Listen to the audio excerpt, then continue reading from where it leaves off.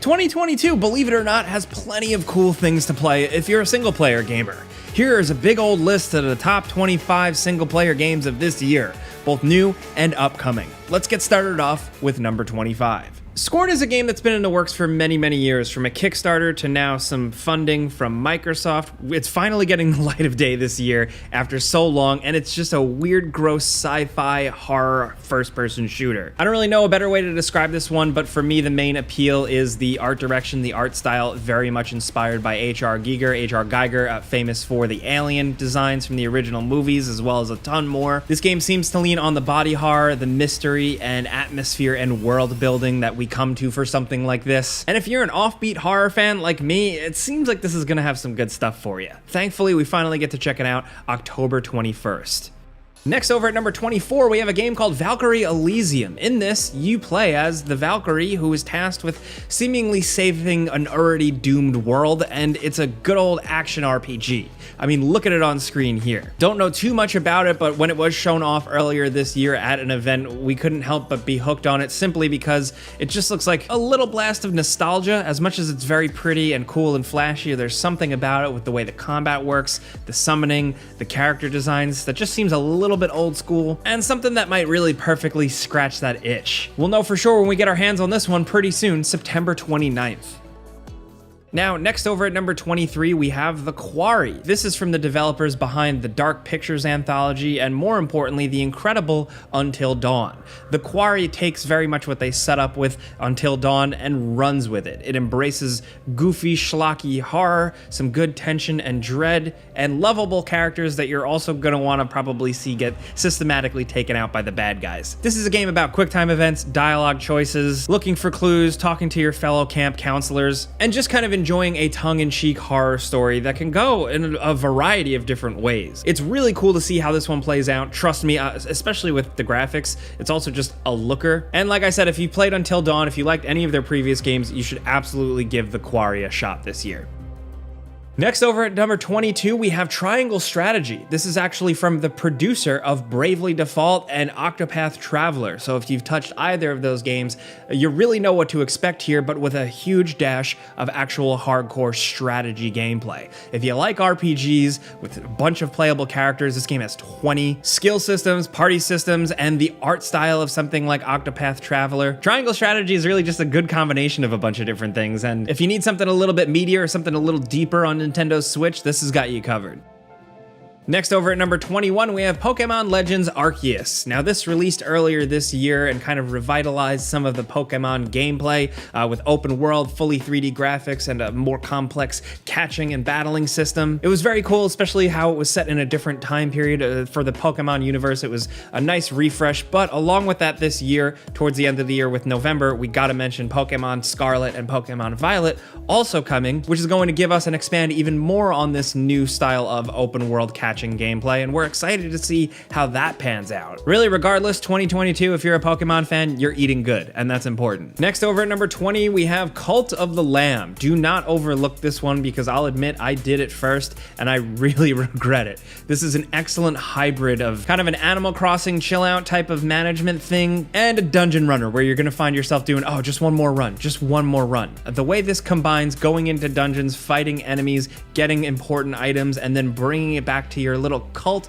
that you're building up, and keeping that cult going by managing your followers, keeping them fed, doing all of that type of thing. It's incredibly addictive, even more than I expected, and just a cool, unique vibe to it all. It just really is something else. Came out of nowhere for us, so definitely check it out if you haven't.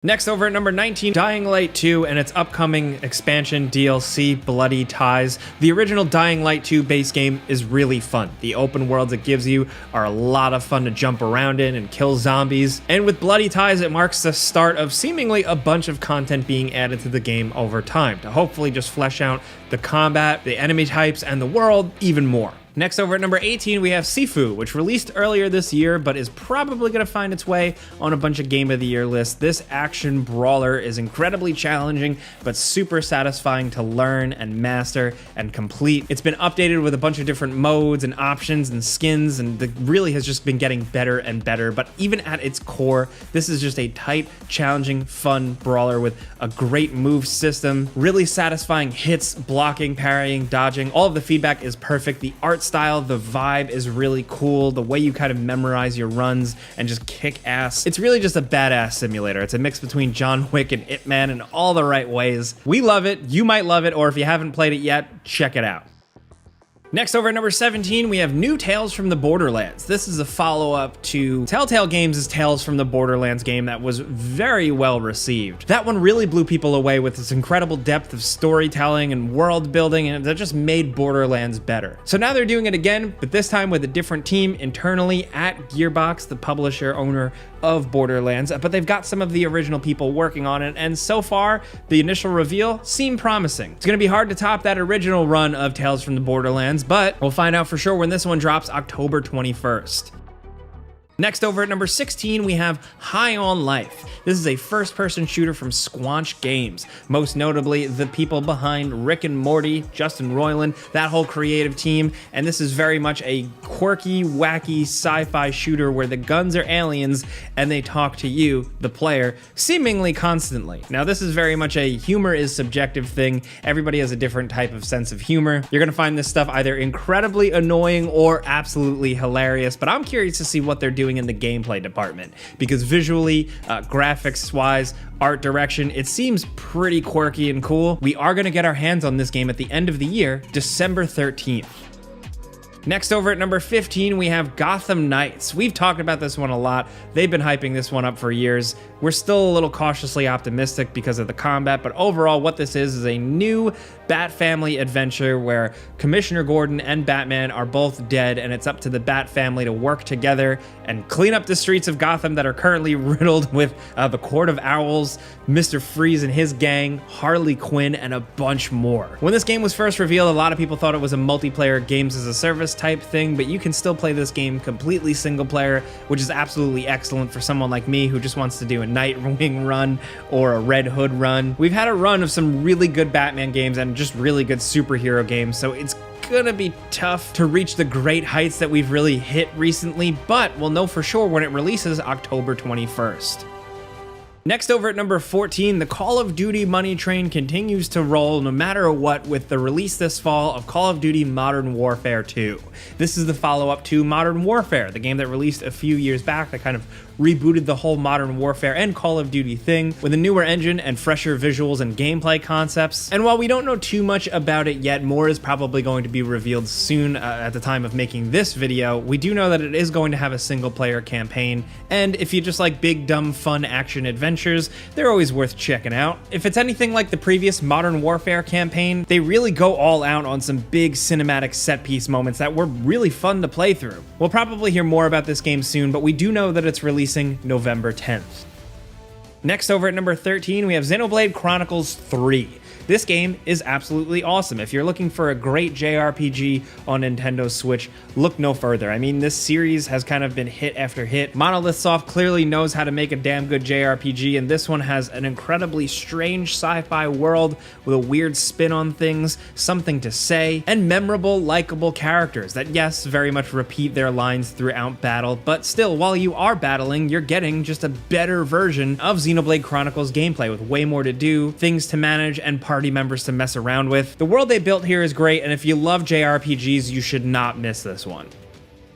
Next over at number 12, sticking with Nintendo Switch, we have Kirby and the Forgotten Land. This is Kirby's big, bold 3D adventure in a variety of different environments with really fun gameplay concepts utilizing Kirby's very unique skill set and some really cool boss battles. Sometimes you really just need a good old-fashioned video game like this one. Next over at number 11, we have Stray. This is a single-player cat adventure game where you play as a cat lost in a kind of dystopian future robot-run city. There are no humans in sight, and it seems like these robots are really the only thing out there, and you, as this cat, adventure through these lands, picking things up, solving puzzles, running from danger, platforming, and while it is a very simple game to play, there's not too much to it. The atmosphere, the adventure, the mystique of it all, and just the fun of messing around and playing as a cat in a strange sci-fi world is really, really appealing. If this wasn't on your radar for it just being the game where you play as a cat, you should still consider it for the cool sci-fi aesthetics and just a good, solid adventure. Next, over at number 10, we have LEGO Star Wars The Skywalker Saga. This is essentially a love letter to LEGO Star Wars fans. Whether you were a little bit older for the games or you grew up playing them, they were absolutely iconic, and what you have here is a new spin on the LEGO Star Wars gameplay and just new versions of playing through all of these movies. More lightsaber combat, better third-person shooting, more jokes, different jokes, more characters to play as, and open worlds to explore. There's an absolute metric ton of stuff in these games. It's packed to the gills, and you can play it with a friend, or you can play it completely solo. And just for that alone, for cruising through and playing through the movies and seeing another new spin on LEGO Star Wars stuff is pretty much worth the price of admission. If you like this stuff, you're probably gonna dig this one.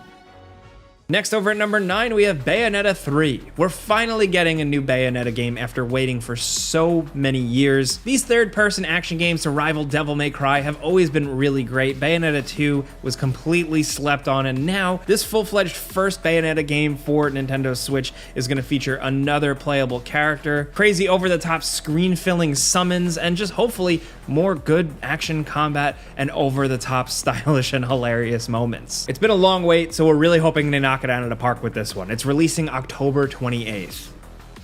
Now, next over at number 8, we have A Plague Tale Requiem. This is the follow-up to the absolutely incredible A Plague Tale Innocence. And in it, you travel a medieval world ravaged by plague, overrun with diseased rats, and it's just you, Amicia, and her young brother Hugo trying to get by. There's a little bit more to it that I don't want to spoil, but essentially these games are focused around beautiful visuals, tight storytelling, environmental puzzle solving, and the occasional bit of combat that is absolutely effective. This time around, it seems like Amicia is more capable. She's been through a lot in the previous game. She seemingly has more combat abilities and more gadgets. And with a new location and who knows where the story's gonna go, we're very much looking forward to seeing what happens. And it's releasing October 18th. Now, next over at number 7, Evil West. Man, can you look at this game? Does this not just seem like an absolute blast from the past? This just looks like one of those fun, over-the-top, mid-2000s action games with sci-fi and horror elements that I am just absolutely about. This is essentially a Western where you're this badass vampire hunter killer guy with cool over-the-top weapons in fun third-person combat. At this point, I'm not looking for every game to reinvent the wheel. I'm just looking for something to be straightforward and good and fun and creative. And from what we've seen so far with Evil West, it seems like just that. Not really too much more to say about it. Just cool monster cowboy action. Let's go.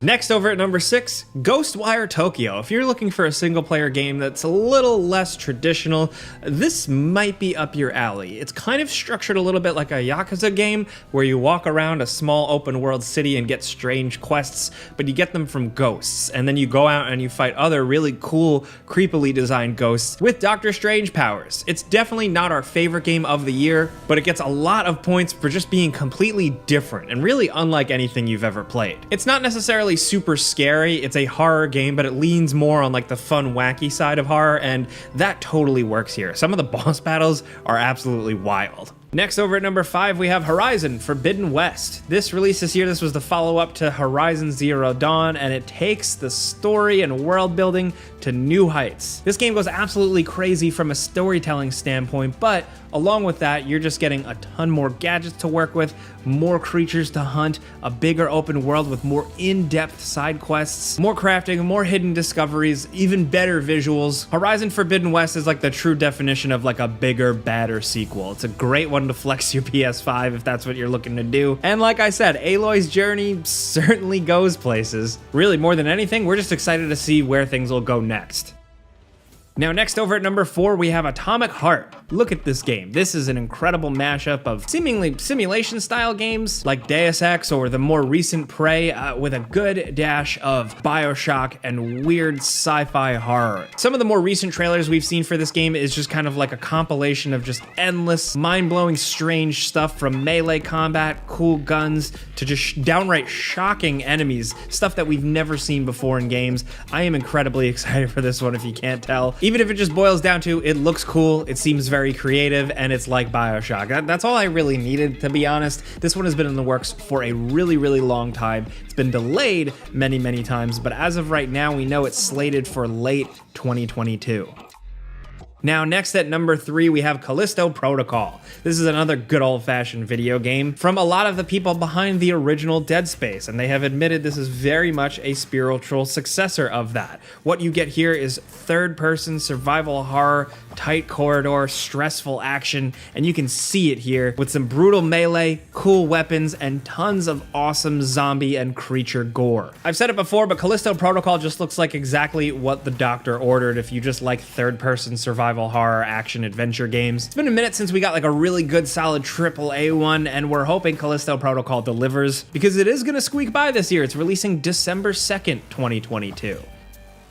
Now down to number 2, of course, you know we were gonna mention it, Elden Ring. Elden Ring is an absolute blowout of the Soulsborne formula. They took what they have perfected and they just made it absolutely massive and compelling, and yet still incredibly cohesive and thoughtful. The way this game encourages and rewards open world exploration is really satisfying. The combat is still great as you'd expect, and the character building is really something else. You're able to get very creative with your builds. Along with that, the vibe, the atmosphere, and the variety of the areas and dungeons and enemies, it's just all of that From Software stuff you really expect at this point, and it's so fun to get immersed in. Obviously, clearly earlier this year, we all fell in love with Elden Ring, and we're still thinking about it to this day. Now down to number 1, the game that we're collectively the most excited about this year on the channel is God of War Ragnarok. We've been looking forward to this one for a very long time as big fans of the original God of War games, and of course, God of War 2018 that kind of reimagined things. We're really looking forward to seeing where Kratos and Atreus' story goes this time around, and from what we've seen, it looks like larger worlds, more interaction with NPCs and just stuff in general, more combat options, more enemy types, hopefully more bosses, and the next step in a story of both father and son, and also just a wild world filled with mythology and gods. The bar was set pretty high by 2018. We're hoping this one lives up to it, and we'll be able to check it out when it releases November 9th of this year.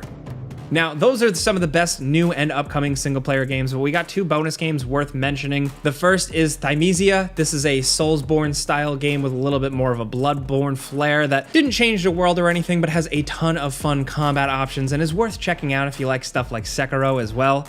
Also, Rollerdrome. It's like Tony Hawk's Pro Skater meets Jet Set Radio meets Max Payne in an arena shooter, and it's one of the best solo experiences you can have with an indie game right now. Now, like we said, there are so many other games that we couldn't fit on this list today, but these are some of our picks, some of the best single player things. So let us know yours down in the comments, because you're gonna have your own choices, so we wanna hear. If you got your own top 5, hit us up. If you enjoyed this video and maybe learned about a new game, or just like talking games with us, clicking the like button's all you gotta do. It really helps us out. And if you're new, consider subscribing, maybe hitting that notification bell, because we put out videos every single day. But as always, thanks for watching, and we'll see you guys next time.